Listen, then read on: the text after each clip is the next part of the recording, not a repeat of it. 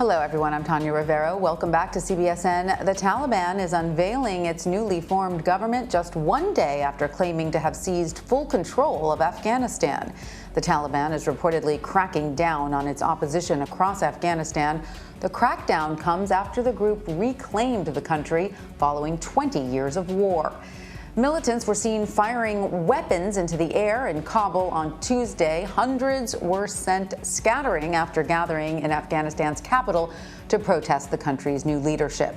The demonstrations come a day after the Taliban claims to have captured the last uncontrolled province in the country. CBS News foreign correspondent Charlie D'Agata is in Doha, Qatar, with more. They raged in Kabul again today, anti-Taliban protests that are growing in size and fury by the day. Heavy gunfire broke out, shots fired to disperse the crowds, sending people scrambling. The protesters include many women shouting freedom, other demonstrators yelling death to Pakistan for meddling in Afghanistan. They beat a woman who took off the Taliban flag. Another demonstration held in the north of the country in support of women's rights. Each protest a bold gamble against a regime known for its extreme brutality. As the Taliban tightens its grip on power, the U.S. State Department says an American family of 4 was able to flee overland. But there's growing outrage over Americans and Afghans still stranded in the country. Satellite images show 6 evacuation planes at the Mazar-e-Sharif airport amid accusations they've been grounded by the Taliban for nearly a week. Marina Legree is the founder of Ascend Athletics, a group helping Afghan women and girls trying to get out. The U.S. government has contacts with the Taliban. I mean, these are the same people we've been negotiating with for a very long time in Doha. Surely there's some outreach that could be done and some levers that could be pulled to release these people. U.S. Secretary of State Antony Blinken is here in Doha holding high-level crisis talks with the government here. He said they're in touch with around 100 U.S. citizens who are still in Afghanistan, and they're doing everything they can to make sure that those charter flights are able to leave safely. Tanya? Charlie D'Agata, thank you. Joining us now on the phone for more on the escalating tensions with the Taliban is CBS News correspondent Christina Ruffini. Hi, Christina. So, as we just heard, there are roughly 100 Americans still in Afghanistan. What is being done to evacuate them from the country? Well, the State Department has said they're looking at all options, and that includes overland routes. Actually, while we were in the air about to land in Doha, a senior official came back and told us that the State Department had facilitated the evacuation of 4 Americans who we later found out were a family out over land. And that's something we're having to look at now that the Kabul International Airport is no longer an international airport. And there have been so many problems with these private charters in and out. The U.S. government is not really officially evacuating people by airplane anymore, but they are looking at alternatives, including this overland route. Now, they say the Taliban did know about that evacuation as it was happening and did not stop it. So I guess that's promising. Right. And Christina, to your point, we've been hearing reports that the Taliban is holding charter flights with American citizens on board hostage and not allowing them to leave the airport. You pressed the secretary about this. I'd like to play some of what he had to say. On these charter flights, as I mentioned, one of the challenges has been that, as we understand it, there are groups of people who are grouped together, some of whom have the appropriate travel documents, an American passport, a green card, a visa, and others do not.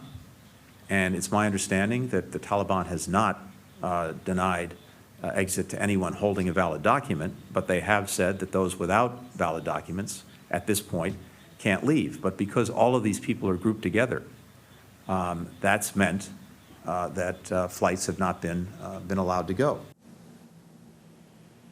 So, Christina, is the bottom line that the Taliban is using these flights and their passengers as leverage?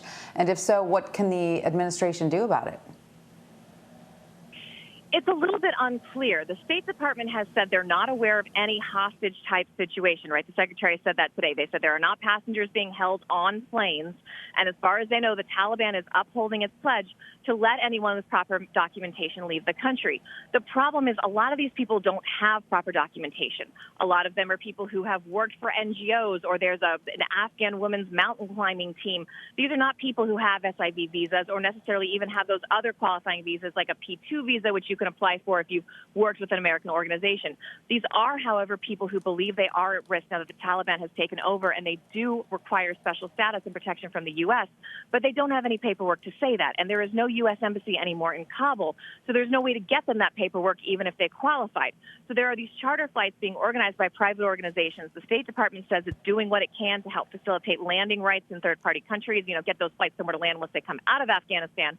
But the State Department has emphasized it does not control the airspace. It does not have any bodies in Mazar-e-Sharif, which is where this airport is, and it has no control over who's letting the planes off the ground because it's not in Afghanistan anymore, and that really is up to the Taliban. So they're punting a little bit. They're saying they can help where they can. They're saying that these are, this is not a hostage situation, but they didn't really answer directly when I asked them if they were being used as leverage by the Taliban to get more out of the United States. And Christina, you have seen the situation on the ground in Doha firsthand. How are the conditions in the compound there where many of the refugees are being held? Well, look, the conditions we saw today are vastly improved. I've spoken to a lot of guys on the ground while we were here over the last 24 hours. I spoke to a group of Air Force guys today who were telling me that before we got here, at the peak of the evacuations, when they had tens of thousands of folks in these warehouses, that there was literally human waste on the ground. There were kids in bare feet running through it. At some point, these are people in the Air Force were volunteering just to take out the trash because there's so much trash from so many people. That's what needed to be done. Now, they have had about 50,000 people come through Al Udeid Air Base where we were today.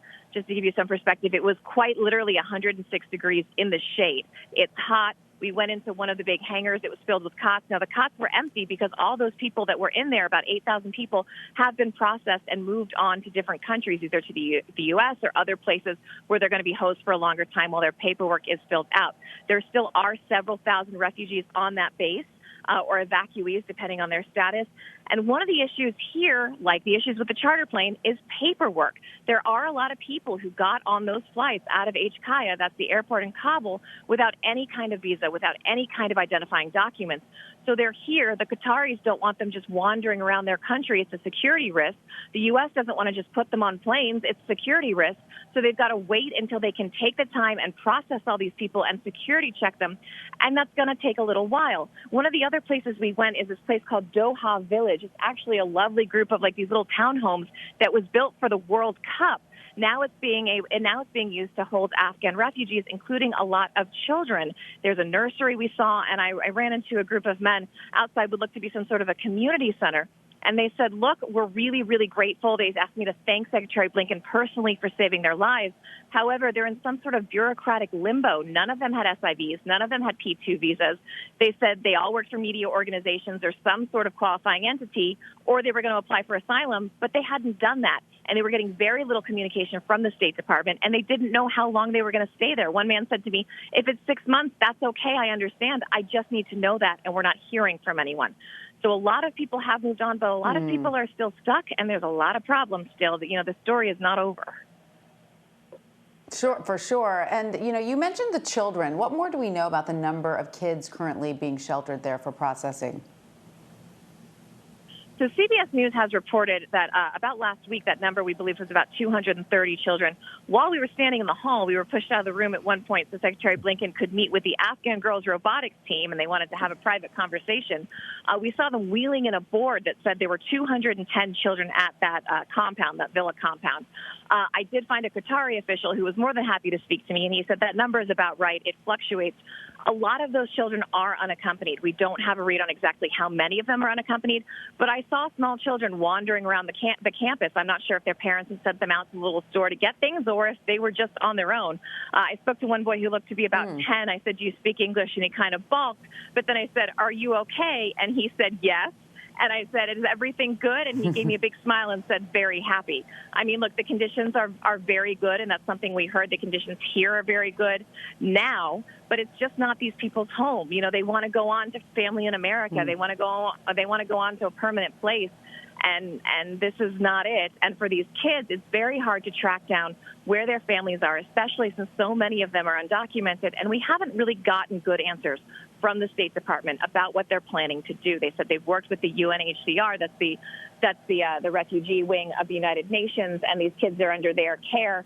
But as far as whether they come to relatives in the U.S., whether they go back to relatives in Afghanistan, that's really not clear, and that's one of the outlying questions that's going to have to be solved, and we'll just keep asking it until they give us some sort of an answer. A lot to work out there. Christina Ruffini, thank you so much for sharing your fabulous reporting with us. We appreciate it. Thank you so much. I'm going to go find some air conditioning.